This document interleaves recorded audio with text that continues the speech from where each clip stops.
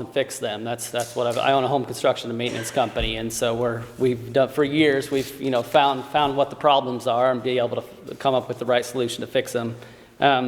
I've served in multiple different areas throughout the community. My wife and I have served in our youth group at our church with youth for about 17 years now. Actually 19 years, because 2 years were in Miami County before we moved to Johnson County. And then I've come to lots of different chamber. I'm a member of the Chamber of Commerce. I've come to different events like that. Also have joined in Watchdogs at the school with my kids, which is always fun. Then you end up leaving the school with a whole bunch of kids. They all try to come with you. But anyways, I've been involved with city council meetings for probably about 2 years now, either online or in person. So I've gotten to see how the city operates. And I knew about a lot of things from afar, but actually seen it in person for the last couple of years. I'm a big supporter of our first responders and our military and police. I've got a lot of friends on the force, a lot of family members in the military, and so I've always been a huge supporter of that. I think they're really vital to have a safe community and a thriving community. I believe the days of standing by and not getting involved are over. I think just seeing how the world's going, I had a lot of different people approach me and say, would I consider running? And I've been interested in politics for years, but never really considered myself a politician. But I think, like I say, the years of standing by and not getting involved in local elections are important. So anyways, love to have your support, and a lot more things I want to say, but I want to respect the time. Thanks, guys. All right, thank you, Joe. Okay, we're going to move on to the questions, and we will draw names just as well as I just did for who first here, and then give everyone an opportunity to respond as well, given watching the time, of course. So we'll go ahead and get started with that. Yeah, we only have 5 questions submitted, and there's 5 of you, and we're kind of, I think, good on time. So we're probably going to get all of the questions asked. I will say that some of them I reworded just a little bit, and we reserve the right to do that just so they're a little more universal to all the candidates to be able to answer. So I think the essence of all the questions was kept in there. So Awesome. Thank you. All right. So if we can keep our answers, in 2 minutes or under, then we'll maybe get more of a chance to respond as well. All right, Chad Ecker. What do you feel is appropriate social media behavior of an elected official? May I have the microphone, And please? you don't want to read something. So the question is how do I feel about, How do you feel is appropriate social media behavior of an elected official? okay, this wasn't directed towards me, I'm just the first one to answer, is that correct?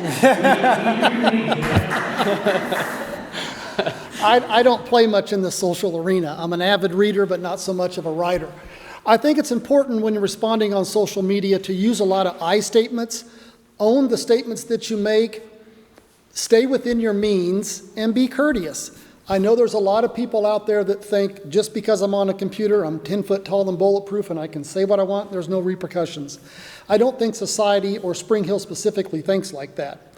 I think it shines a bad light on you. I think it puts you in a very bad disposition when you bring that onto you. So I think my messages, typically and historically as few as they are positive, and a lot of I statements because I'm expressing the way I feel, not engaging someone in a outright argument or being confrontational about the way I'm responding to them. So that's again very limited on social media, but that's in my viewpoint. That's how I would approach that. Thank you, sir. Thank you, Chad. Okay, great. So, and just raise your hand. Is there anybody else that has anything else to add to that? Okay, we'll both do for sure. So, Joe, go ahead. Joe.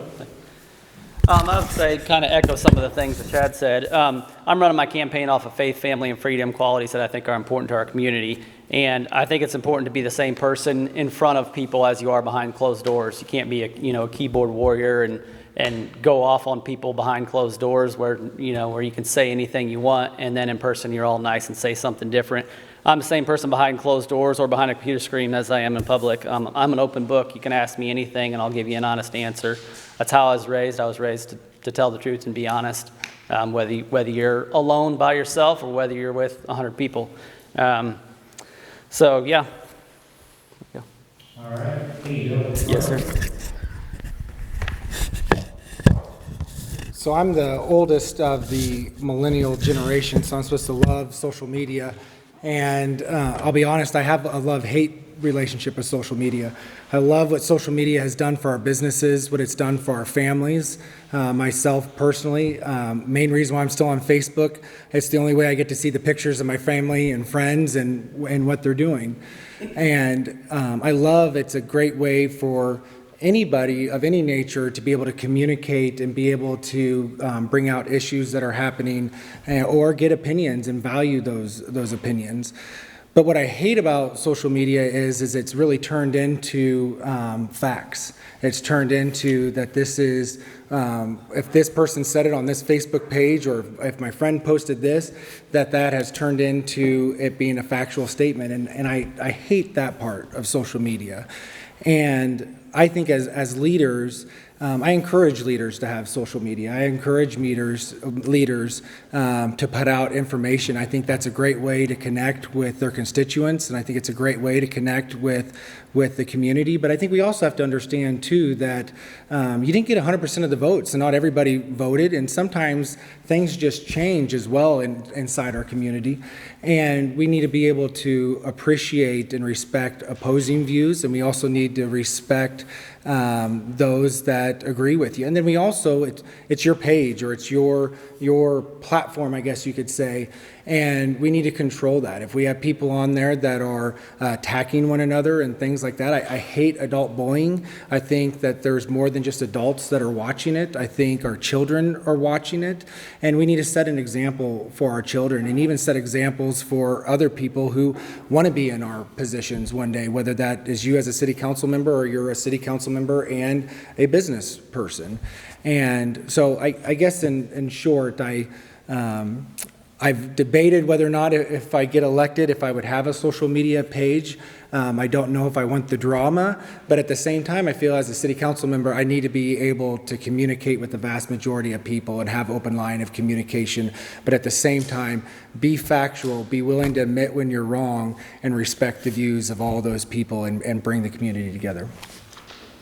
Thank you, Roy. Yeah. Brian?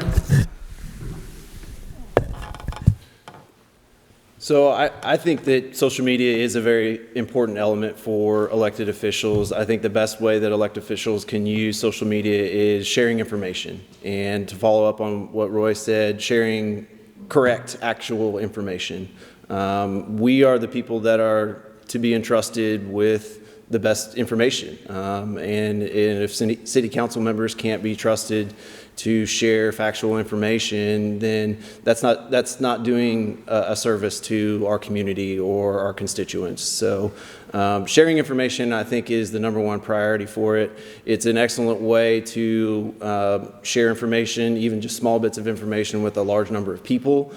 So it does get across to a large audience quickly. It can be difficult to control because people can say whatever they want on there, and you have to be mindful of that and control those, voices, while also not, limiting them, more or less. But if it's something that's blatantly inaccurate, you have a responsibility to say either this is inaccurate or to take it down, because it doesn't do the community any good to have bad information out there. So I think that's the #1 way that you can use it. I am an in-person communication person, #1. So the pandemic was really difficult on me as far as, talking to people and having in-person meetings. But I also can see the value in social media. So, but you have to be able to talk to people face to face as well. So. Thank you, Brian. Adolfo?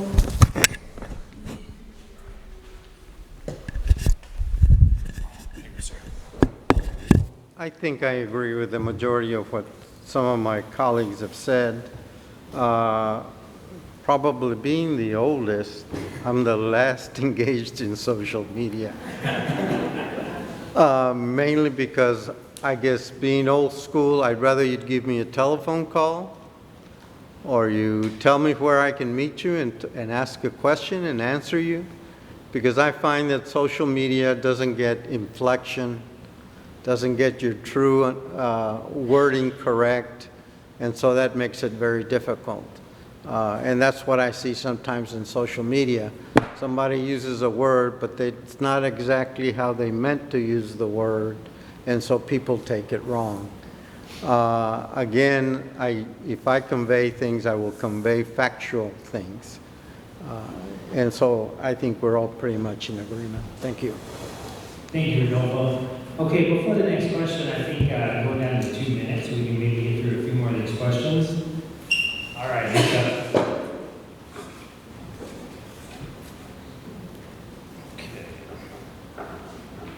Okay, Roy Riffle. Roy, several candidates have been vocal during citizen participation at city council meetings attacking leadership. How would you ensure that these attacks don't continue and citizens still have a voice? You know, I think that's a really good question. I am one who speaks frequently at city council meetings. You can't hear me? Hello? I've never had anybody tell me they can't hear me.